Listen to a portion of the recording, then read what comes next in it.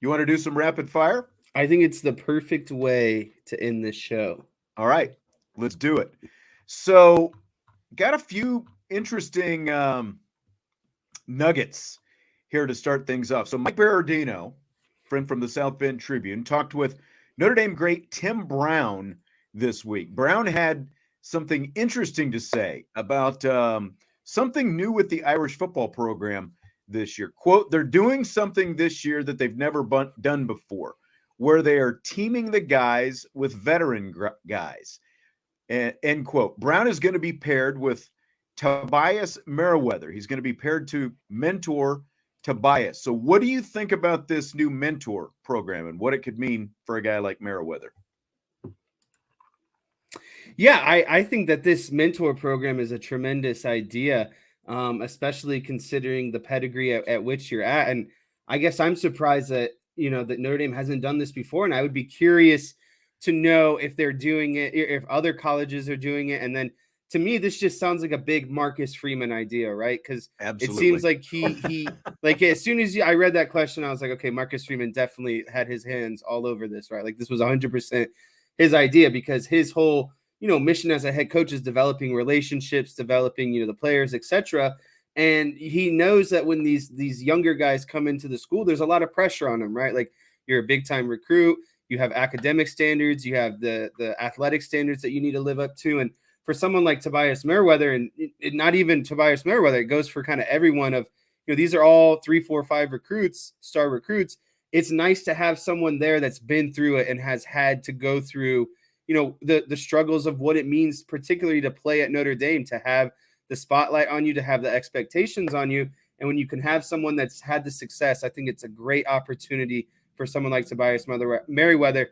I think it can help these guys calm down just a little bit more at the end of the day. And I think that's the most important part, is calming some of those nerves. Right. Like maybe Brady Quinn pairs up with, not necessarily a Sam Hartman, but, one of the younger quarterbacks or something like Right. that, whether it's Kenny Minchie this year or CJ Carr next year, something like that. That'd be really Kyle cool. Hamilton in the secondary, Yeah, Manti Te'o as a linebacker. exactly. There's still, I mean, it's, Take your pick with any offensive lineman in the NFL that you yeah, want. that's right. That's exactly right. Like Zach Martin with, yeah, with offensive linemen Golden as, Tate would be another good wide receiver. yeah. And it's like Marcus Freeman's willingness to connect the current team with players from the past and really making it a priority. He's done this from day one. Like with all the guys from the past coming back to the spring game last year, and just more connection with that. And great players from the past matter. And like Notre Dame's last Heisman Trophy winner, Tim Brown, matters. That kind of thing. The guy had 9 1,000-yard seasons, played in a Super Bowl in the NFL, and there are so many others, like whether it's Jerome Bettis or Reggie Brooks, who's around quite a bit, Rocket is all these different guys, it's just, so I think it's a really cool idea. And I think you're absolutely right from what you said right off the top. The fact that this had to have started with the head coach Marcus Freeman and prioritizing this, and it just feels like this can be just such a great resource for these young players, young current players to be paired up with, because there are so many players out there from the past, greats that they can pair them up with if they need some help with something. Yeah, and like Stymie says, Samardzija retired from Major League Baseball now, and he was obviously on the Cubs with the White Sox for a year as well. He'd be With the great for Giants. Drake Bowen. Yeah, that's exactly right. I was going to say I forgot about Drake Bowen being a two sport guy, but yeah, that's exactly right. Whether it's him or Golden Tate as well, either one of them with two sport I guys, liked the in terms of balance and stuff like I that. like someone said that Michael Floyd should hop in there, and I think Michael Floyd should get in there and be the mentor to the guy that needs to be your big physical, like possession wide receiver. Because I think Notre Dame has been lacking that kind of the last couple of years. Yep, that's right. Uh-oh, Vince hanging out in the chat tonight. Trouble. He Total was trouble. Vince wanted to get an ear on that hot interview that you just did. I guess so. I guess so. I've got a few different things. Let me see. I'm going to say I've got a couple.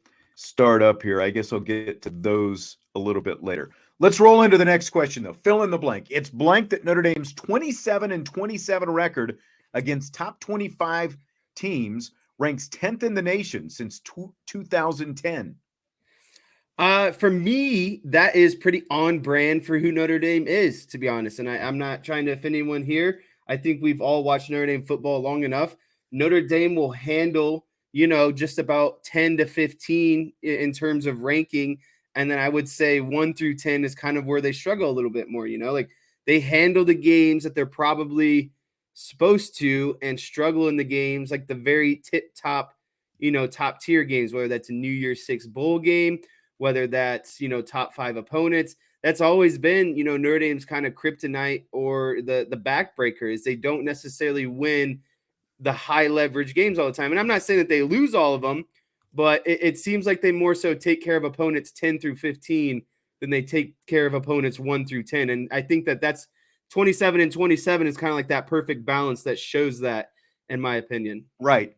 And that's, again, like this is Jason has a very Notre Dame fan answer. He says it's not good enough. It is, but like when you think of top 10 in the country, that's not bad. They're top 10 in the country. Like Alabama has a 785 winning percentage, Ohio State 750, Oklahoma 666, Clemson 642, LSU 630, Georgia 573, and then that's number 6. Oregon is number 7 at 563, Oklahoma State 550, Stanford at number 9, 525, and then Notre Dame. And now Stanford's is coming down. Again, this is the last 13 years. So like Notre Dame's has climbed over the last 13 years. Stanford's is coming down with the drop off they've had over the last few years. But, I do think that could they be better, based on what you're talking about? Absolutely.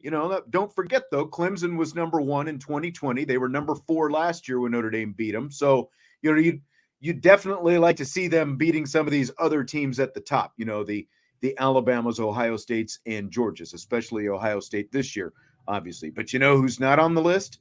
Michigan is not on that list. USC is not on that list. Your Florida States, Penn States, those kind of schools are not on that list. So like you can disregard, the wins against ranked teams if you want, because they do need to start doing better against the elite teams, especially when it's on the big stage. But at the same time, I think it's very, like narrative is that Notre Dame doesn't beat any good teams, but they're 10th in the nation over the last 13 years and actually beating teams that are ranked at the time they play. Again, so that is something, that does say something about your program. Yeah, and I think it's kind of just the epitome of who Notre Dame has been the last 15 years of being a really good team, definitely above average, definitely, like top 10 is top 10, right? But I think it's, again, the epitome of they're on the doorstep of being elite. And I think in order to be elite, you got to win more of those top 10 games. Absolutely. Essentially. Absolutely. And that's where, with the recruiting going where it is right now, and with Notre Dame already able to win some of those games, you would expect that they are going to start becoming much more competitive and winning more of those games against, the top 5, top 10 type teams, and not just teams from, like 11 through 25, like you were talking about. Absolutely. Yep. I do expect that they're going to start winning more of those games here. Same. And I think that's pretty exciting. Yeah, exactly. So Miller Kopp just finished his college basketball career at Indiana. Kopp had an interesting tweet yesterday when he said, "Before every Big Ten game, I asked the assistant coach one simple question. What are the 3 most important things for us to do to win this game?" And then he ran through 3 things for each of the Big Ten opponent, each opponent from the Big Ten. Again, he played at Indiana. Here's what he said about Penn State, the assistant told him. Number 1, no threes. Number 2, no threes. Number 3, no threes. And then number 4, you got a bonus since 1 through 3 was all no threes. Stop over helping and pray they miss. And I'm giving Penn State, of course, because that was Micah Shrewsberry's team that he was talking about the last 2 years. So what do you think that means for Notre Dame? I think what that means for Notre Dame, and it's unfortunate that Vince is here right now, is they're going to play a lot on the perimeter.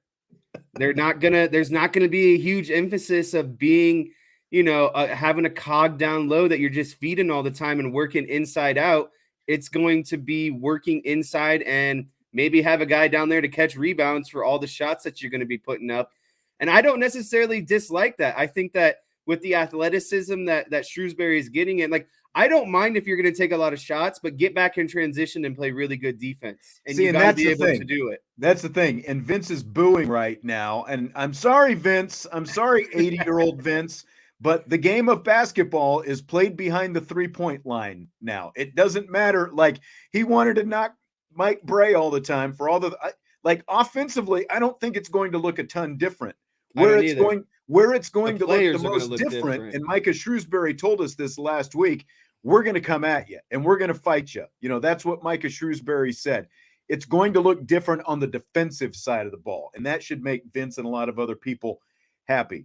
Live by the 3, die by the 3. Well, they went to 2 Elite Eights, living by the 3, dying by the 3. And again, Vince, I'm sorry, but that's the way the game is played now. It's like the mid-range shot is a thing of the 1980s. That was your grandpa's, college basketball, was the mid-range shot. I don't think it's going to look a ton different offensively, but again, defensively, I think is where we're going to see the biggest difference. Like, Mike These guys are going to be in very good shape. Yep, in very good shape. And, again, like Mike Bray, he tried to focus a little bit more on defense the last few years, but didn't quite find, that wasn't quite as appealing, I guess. And I just think Micah Shrewsberry's teams are going to come out. They're going to defend you, but they're also going to put up a lot of shots, and you're going to have to defend that. I think the number 4 was actually more interesting. The part where they said, pray that they miss. You only say that when a team has a reputation that they're making the shots, and then also overhelping means that more than one guy can hit the shots, because if you're overhelping, that means a double team's coming, you're going to kick to a wide open guy, and that guy's probably going to make it too. So to me, it sounds like Micah Shrewsberry is going to be a shooting team, and it's going to be a multiple array of guys that can shoot. It's just not going to be one guy, and they're going to play fast, they're going to play physical, and they're going to play hard-nosed defense the entire game. And probably it sounds like at least a half-court press, the type of pressure that they're going to put on opponents. Look, my biggest criticism of the program the last few years, basically since the Leshevsky-Goodwin crew came in, I guess that was almost 6 years ago now at this point, was the lack of athleticism, with the exception of Blake Wesley, J.J. Starling, and a little bit here and there. There was just a stunning lack of athleticism. All these guys that Micah Shrewsberry brought in, size and athleticism. It's going to look a lot different. Well, it's just frustrating because, look at what got Mike Bray there. Bonzi Colson, Jeremiah Grant, Pat Connaughton, just guys of extreme athleticism, guys who could do a lot of different things on the court, a lot of versatility in their game. Like Pat Connaughton could shoot on you, but he could also fly above the rim and grab a putback and slam it home.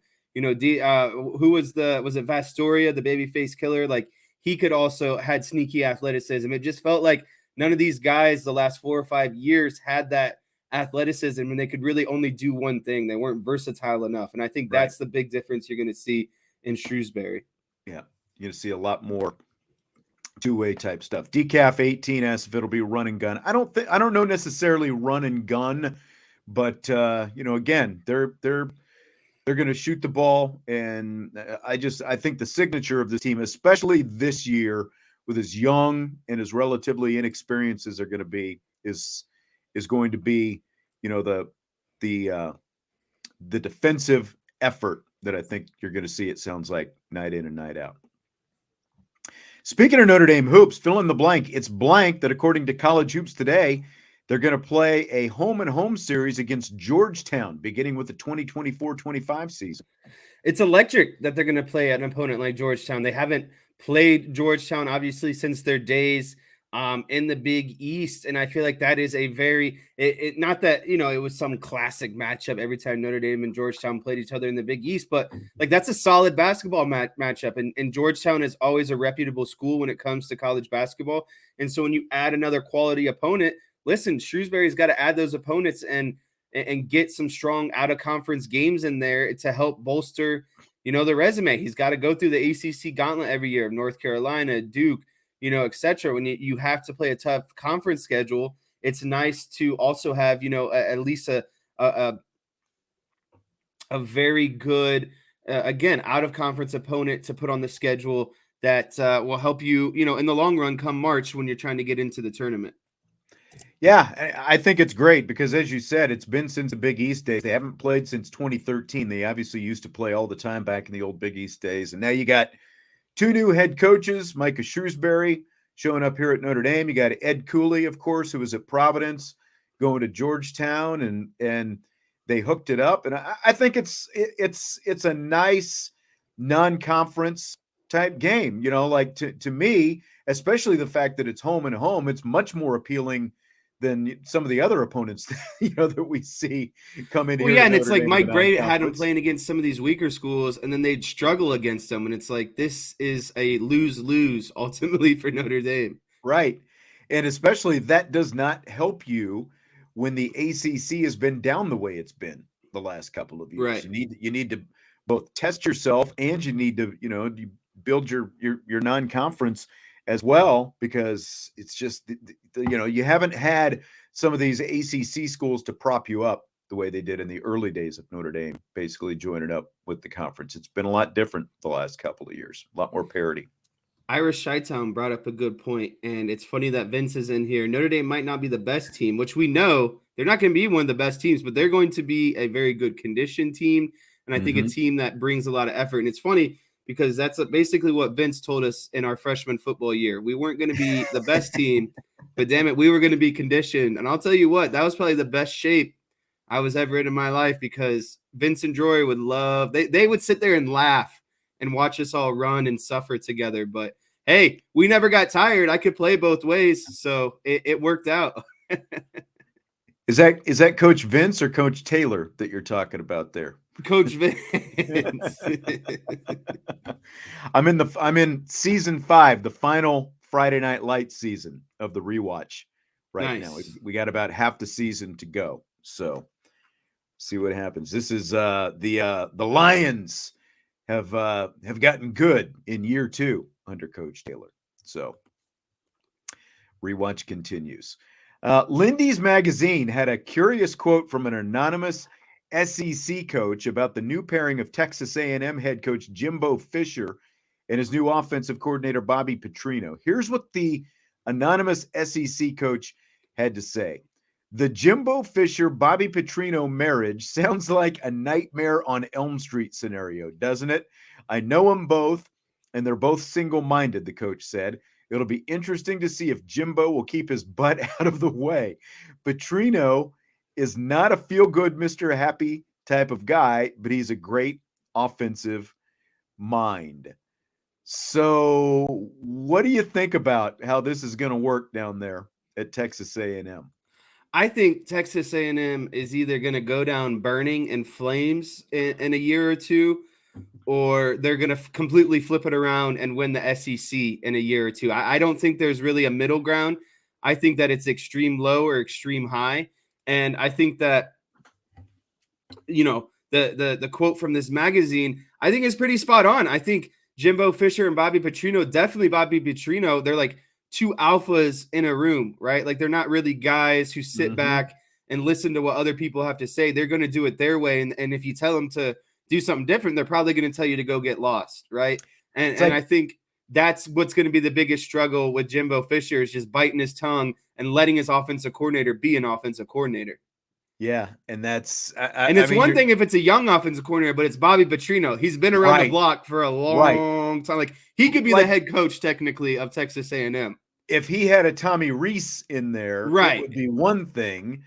But basically you've got two old cusses, who are, and you just know that they're gonna butt heads at some point. You know it's coming, and that's why I pick option A with what you're talking about. I think it is all gonna flame out here pretty quickly. Like if Jimbo doesn't get this thing going, after all the stuff with the recruits and the NIL and everything else the last couple of years, he doesn't get this going. I think that it all does go up in flames, and it just seems like adding, a very experienced coach, but a very experienced former head coach into the mix. And as Chi-Town said, infamous reputation. This guy he's been around a little bit, and he's burned some bridges where he's been in the past. So I think it's good. I think it's just a very potentially flammable situation, and It's going to just be one of one to those keep an boom eye or on. bust moves, and I think it's because of what you were talking about. Texas A&M and Jimbo Fisher are struggling right now. They're grasping for what they can do to get it turned around. And I know Jimbo is feeling the heat from those boosters because he got a lot of money to come coach at Texas A&M and in the big state of Texas. So there's a lot of expectations, and you only with a lot of expectations, you got to bring something to the table. And I think that's what they did with Bobby Petrino. And it's either really going to work out or really not going to work out. So Derek says sliced bread said they will flop. I mean, if sliced bread says it, wasn't that one of the ones that Jimbo was calling out? When he was like a year or so ago, when he was talking about sliced bread and this and that. And it wouldn't surprise me. It sounds like something Jimbo Fisher would say. Bro Bible and all that kind of stuff. So here's a question we got from Mark Avallone during the mailbag show yesterday. Vince doesn't follow the NFL as much as we do, so I thought that I would bounce it to you and see what you think first. So Mark asks, do you think the NFL will ever develop a max contract to solve the quarterback salary headache? So is it essentially saying like how NBA players kind of have a super max deal? Like you basically you create a ceiling and you can't go much beyond it. Yeah, and I mean the NFL, the way things are set right now with the salary cap, and like once you sign the quarterback, once you decide you have a franchise quarterback and you sign it, like the top, however, what the percentage is, all the top contracts are going to quarterbacks right now. The highest paid players are all quarterbacks. And it creates such a huge salary cap issue once you sign the quarterback to be able to, sign anybody else and keep them on the roster. I think they need to do, like I've said before, maybe you treat the quarterback as its own separate thing, like you're saying, whether it's a max contract or whatever you want to call it.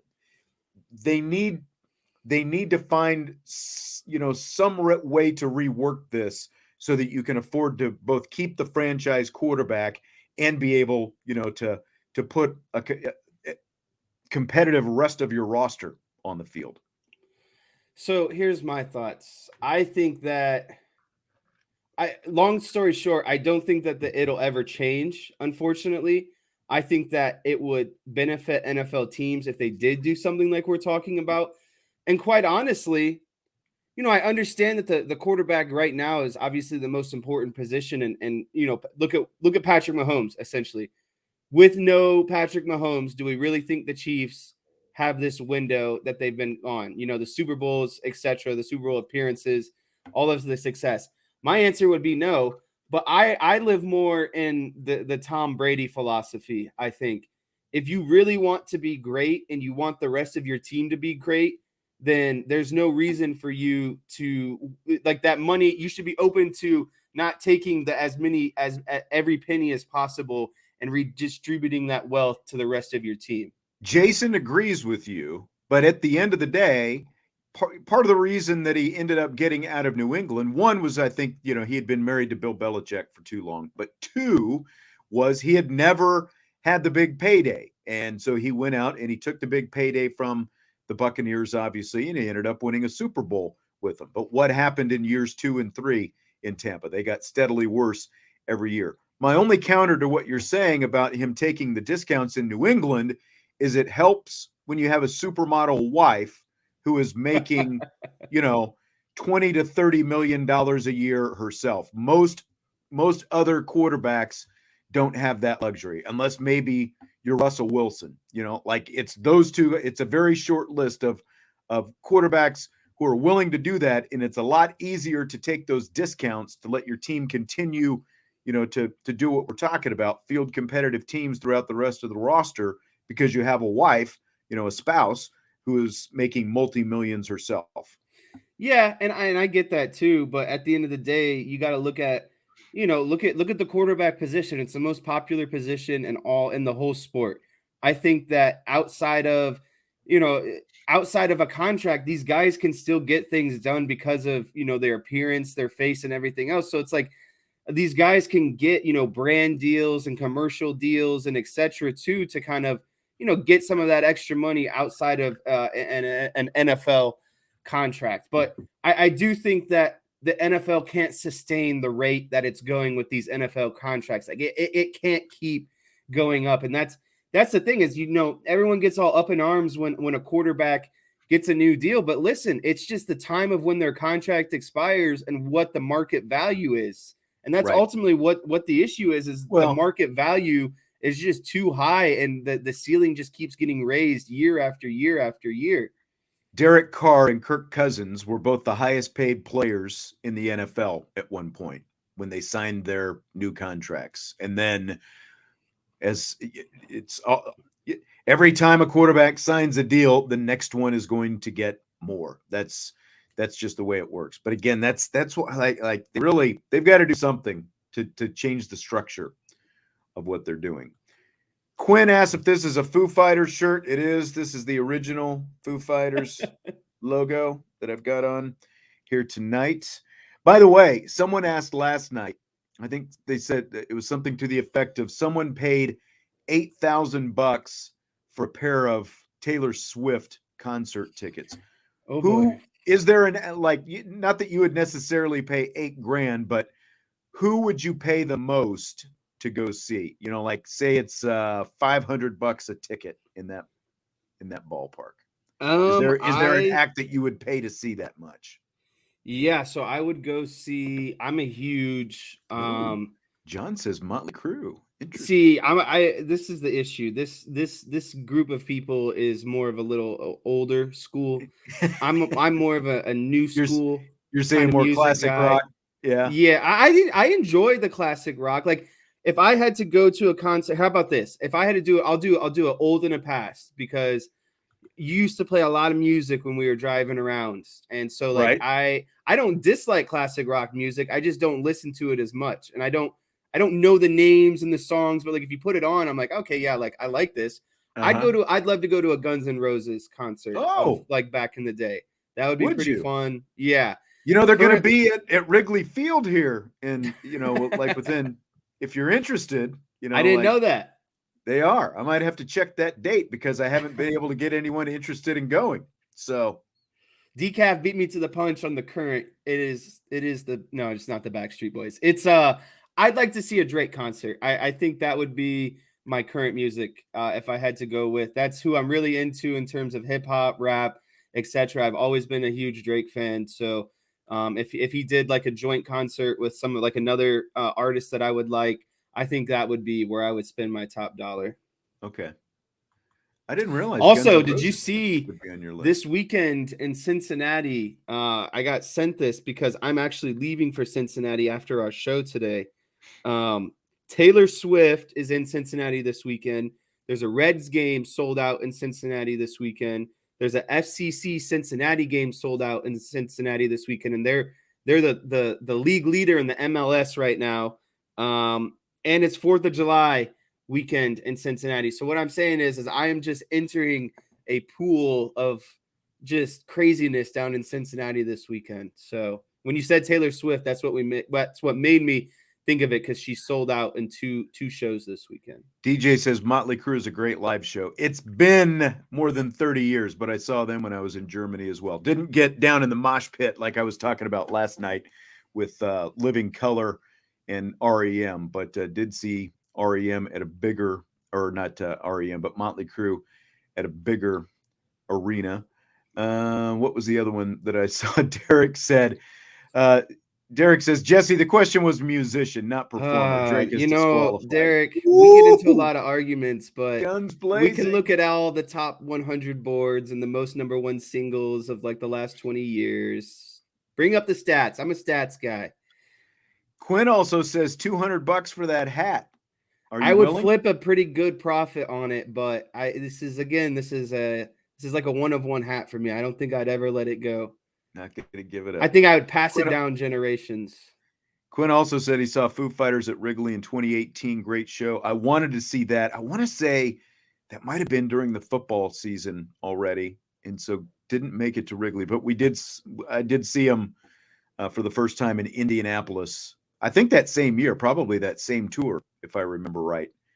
But we had tickets to see them again in 2020, but things got shut down, and they just announced, they're doing like these, they're not on traditional tour, but they just announced a tour for 2024. I see they've announced a bunch of international dates, haven't announced the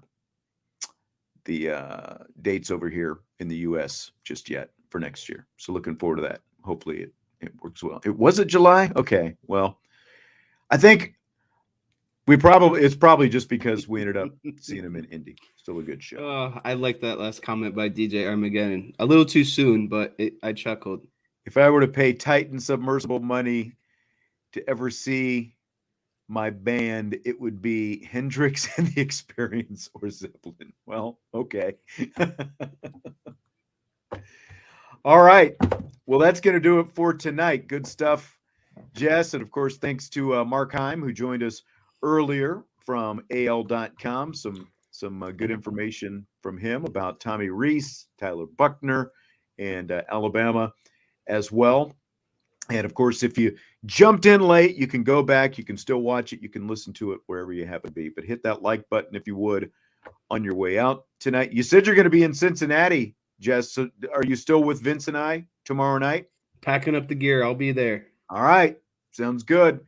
Appreciate it. Thank you as well, Jason, and to everybody else as well. Appreciate you guys as always. And we will talk to you tomorrow on the IB Nation Sports Talk Friday wrap.